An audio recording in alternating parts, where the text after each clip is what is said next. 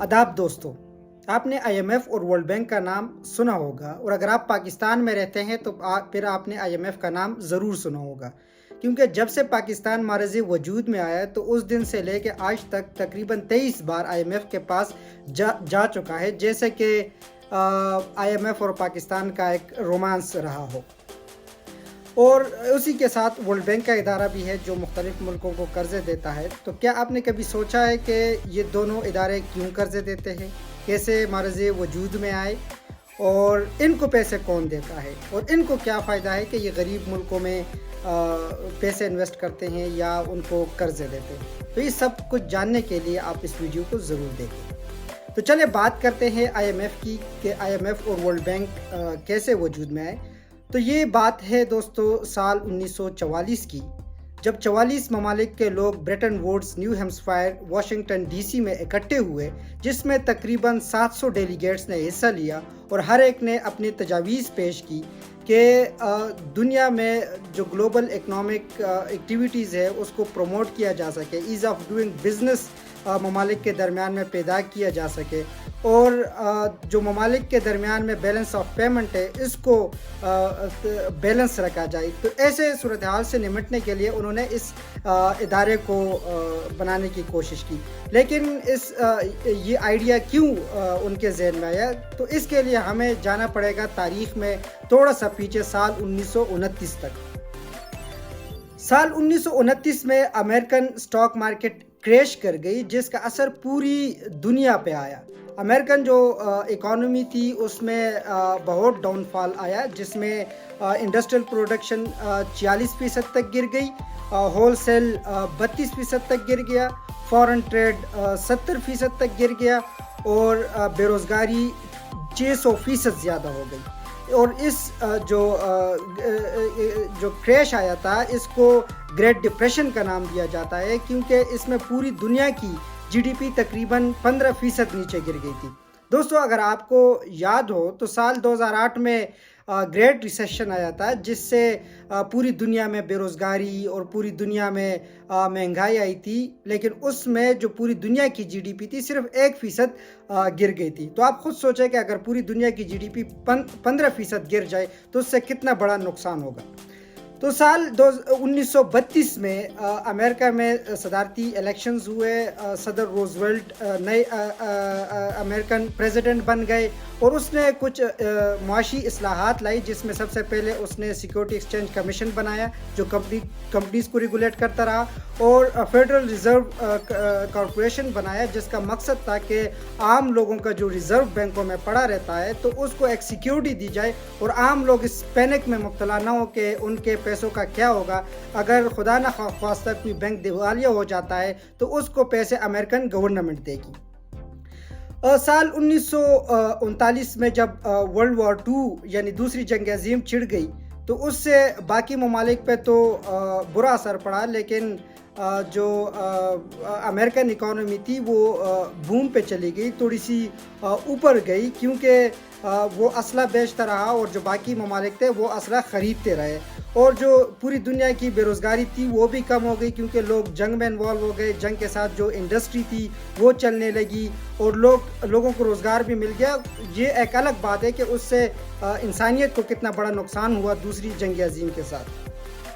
लेकिन साल 1944 में ये जो 44 एलाइड कंट्रीज़ थी ये बैठ गए, क्योंकि जो 1929 और 30 में जो ग्रेट डिप्रेशन आया था उसका असर एक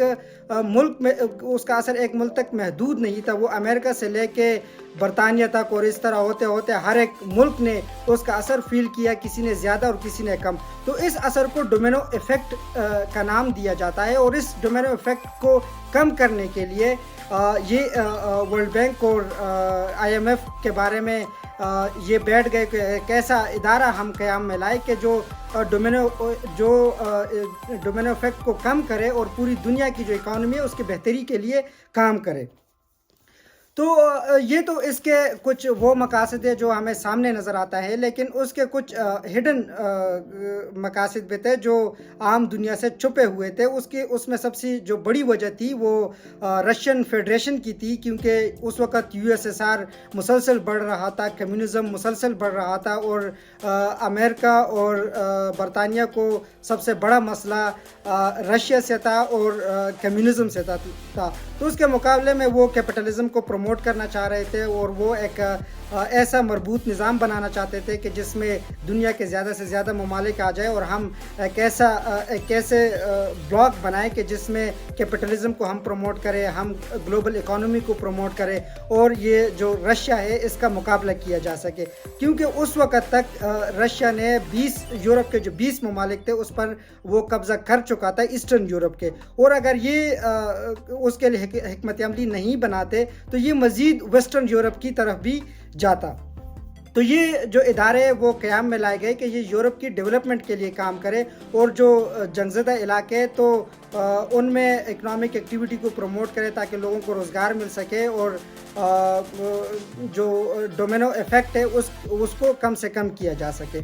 تو یہ جو کانفرنس ہوئی تھی، یہ دونوں ادارے ایک ہی ساتھ وجود میں آئے۔ ایک کو انٹرنیشنل مانیٹری فنڈ کا نام دیا جاتا ہے یعنی IMF، اور دوسرے کو ورلڈ بینک کا نام دیا جاتا ہے۔ تو سب سے پہلے دیکھتے ہیں کہ IMF کیا کرتا ہے، کیونکہ دو ادارے ایک ساتھ وجود میں آئے۔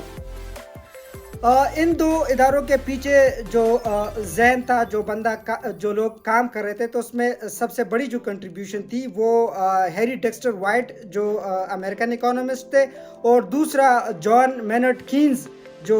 برطانیہ کے اکانومسٹ تھے۔ تو یہ دو لوگ تھے، یہ ان دونوں کا آئیڈیا تھا، اور انہوں نے ہی اس کو پروموٹ کرنے کی کوشش کی۔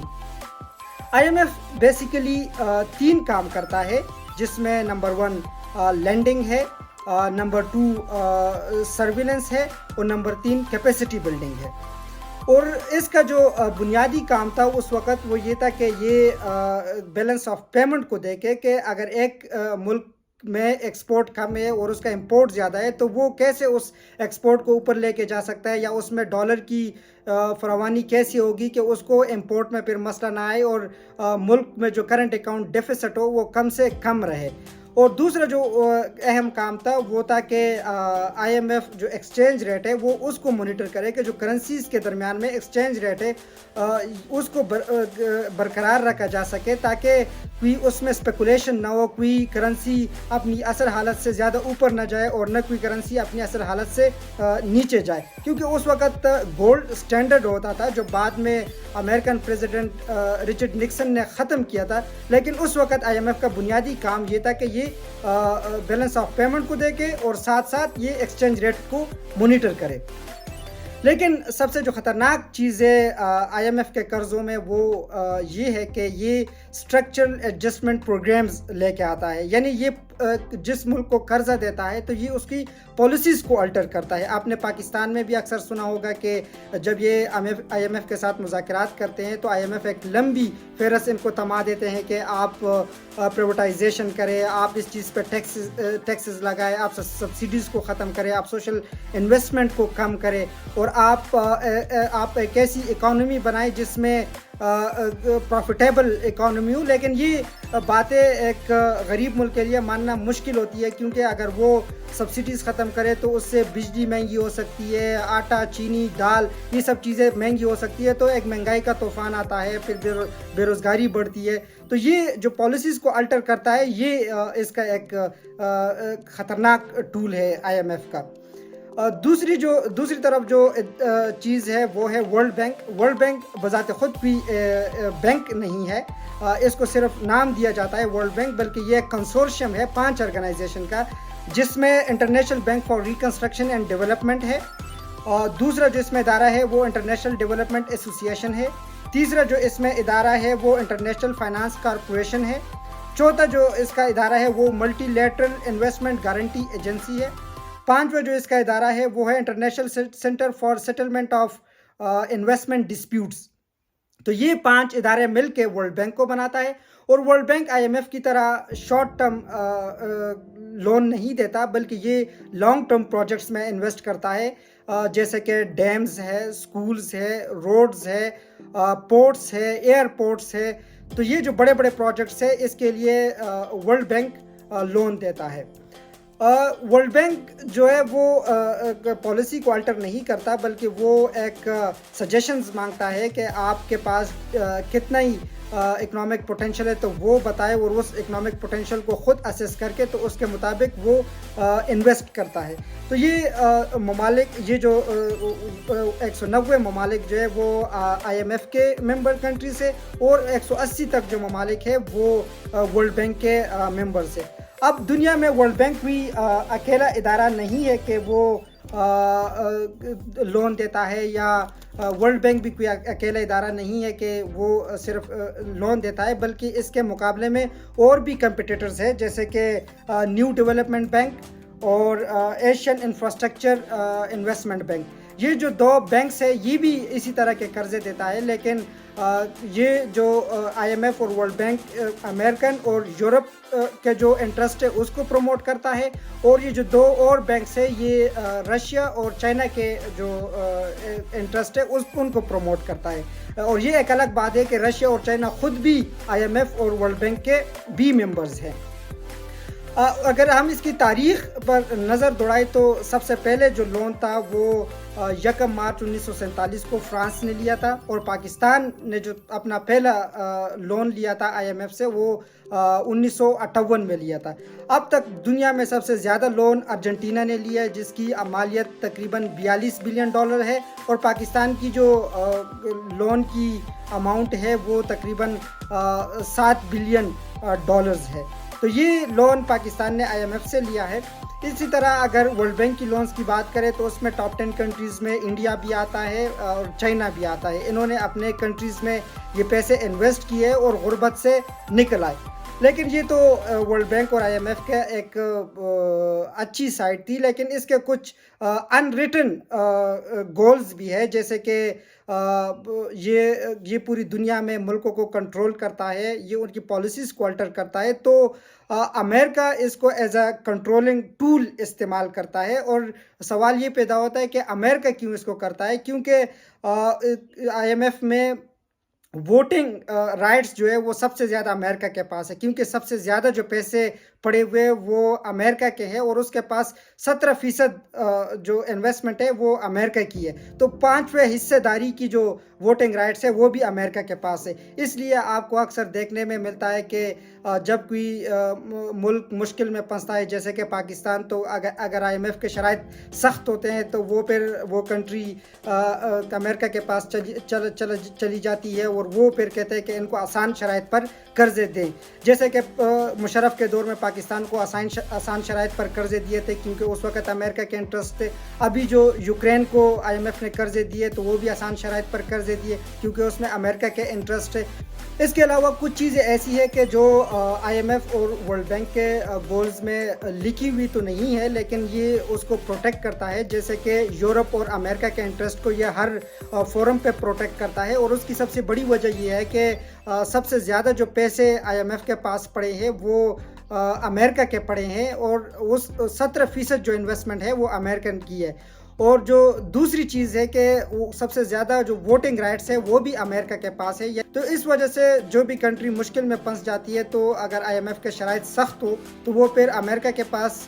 چلا جاتا ہے، اور امریکہ پھر IMF کو کہتا ہے کہ ان کو آسان شرائط پر قرضے دے، جیسے کہ مشرف کے دور میں امریکن انٹرسٹ تھے یہاں اس ریجن میں تو پاکستان کو آسان شرائط پر قرضے دیے تھے۔ اب اگر یوکرین کے ساتھ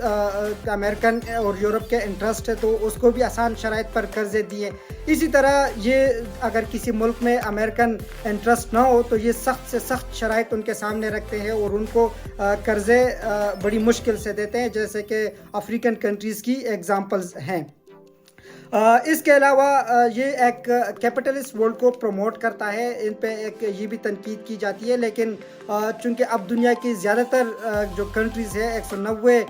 سے زیادہ ممالک میں جو ہے کیپٹلزم کا نظام رائج ہے، تو یہ تنقید بھی اتنی بڑی بنتی نہیں ہے، لیکن بہرحال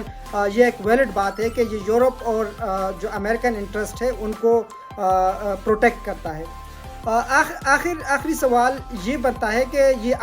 یہ جو IMF ہے اور جو ورلڈ بینک ہے، آخر ان کو پیسہ ممالک کیوں دیتے ہیں اور یہ غریب ملکوں سے ان کو کیا فائدہ حاصل ہوتا ہے؟ تو جو IMF ہے اور ورلڈ بینک ہے، ان کو پیسے امیر ملک دیتے ہیں، اور دنیا کے جتنے بھی ممالک ان دو اداروں کے ممبرز ہیں تو ان کی سبسکرپشن فی ہوتی ہے، جس میں 25% یہ ڈالرز میں دیتے ہیں اور باقی اپنی کرنسی میں دیتے ہیں. تو وہ سبسکرپشن فی ہوتی ہے. اس کے علاوہ جو ملک جتنے پیسے زیادہ انویسٹ کرنا چاہتا ہے تو وہ بھی اس میں انویسٹ کر سکتا ہے، جیسے کہ امریکہ نے سب سے زیادہ پیسے اس میں انویسٹ کیے. اور یہ دو ادارے پھر دنیا میں یہ پیسے انویسٹ کرتی ہے، غریب ملکوں کو قرضے دیتی ہے، اور وہاں سے جو پروفٹ آتا ہے تو وہ پھر ریمونریشن کی صورت میں IMF ان ممالک کو دیتا ہے. تو یہ جو ایک پروفٹ کا بزنس ہے تو یہ بھی IMF ان ملکوں کے لیے چلاتا ہے. تو امید ہے کہ آپ لوگوں نے اس ویڈیو سے بہت کچھ سیکھا ہوگا، اور آئندہ انشاءاللہ اس طرح کے دوسری ویڈیو کے ساتھ بھی آپ کی خدمت میں حاضر ہوں گا. بہت شکریہ.